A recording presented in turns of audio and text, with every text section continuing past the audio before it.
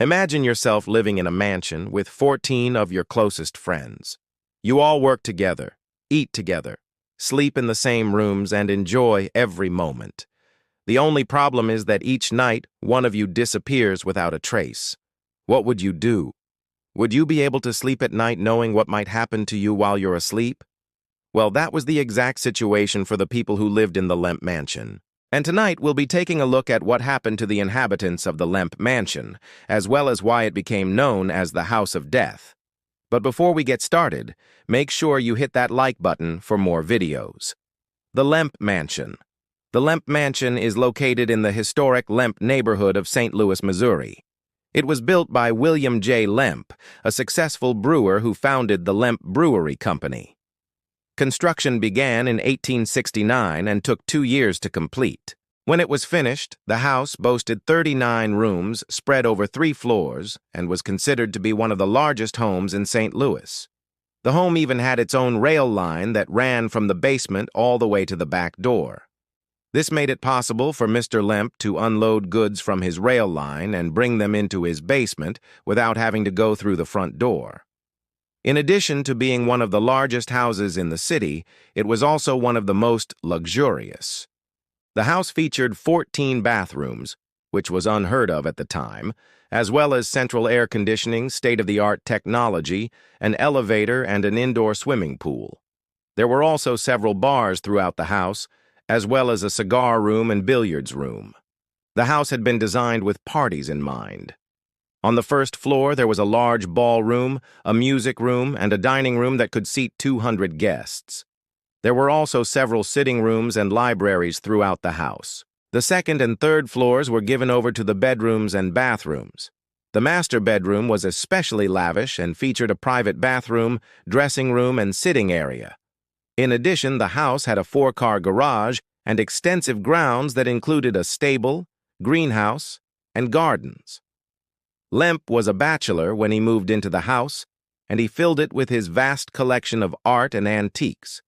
He also hired a staff of servants to take care of the house and cater to his every need. Lemp was a generous host, and he frequently entertained guests in his mansion.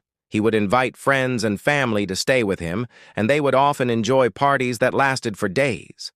The house was filled with laughter and music, and it was truly a place where people could let loose and have fun.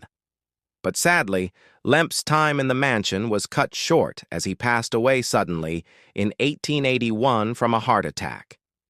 His passing left a void in the mansion, and it was never quite the same again. Despite this, the house continued to be used for parties and events, and it remained a popular spot for socialites to be seen. However, it wasn't long before tragedy struck again. The new owners. After Lemp's death, his estate was divided among his heirs, and the mansion was sold to a family named the Kings. The Kings were a wealthy family who had made their money in railroads. They had been eyeing the Lemp Mansion for some time, and they were thrilled when it became available. The family moved into the mansion and began making plans to renovate it to their liking. They hired architects and designers to help them create a house that was both stylish and functional. They updated the decor and added some of their own personal touches.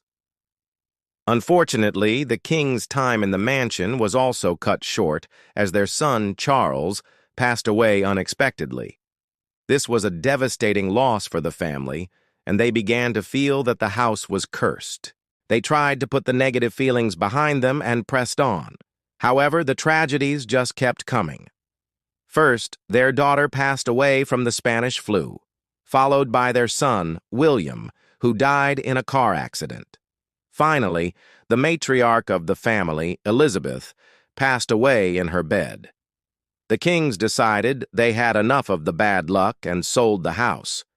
The new owner was a man named Francis, who was an executive at a local bank.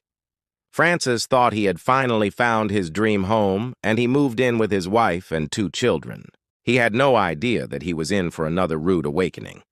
Soon after the family moved in, strange things began to happen. They heard footsteps in the attic, doors opening and closing on their own, and whispers in the dead of night. At first, they thought it was just the settling of an old house.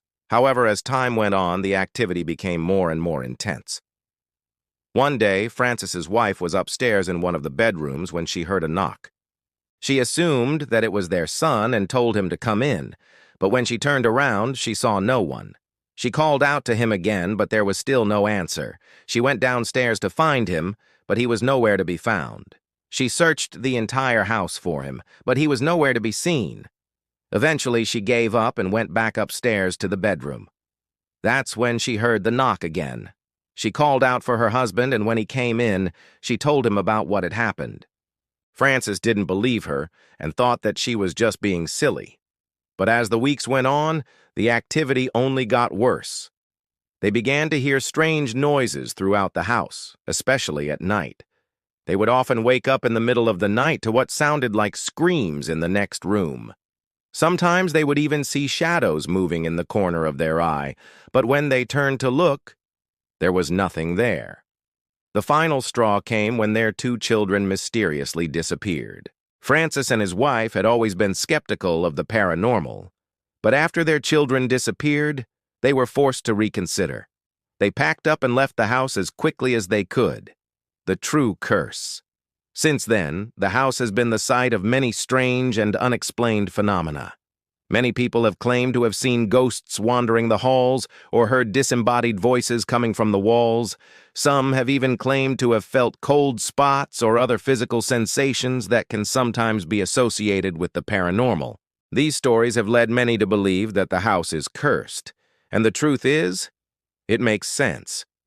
The house has seen a lot of death and suffering over the years, and it's possible that some of those souls are still lingering here. Who knows? Maybe that's why the house has been empty for so long.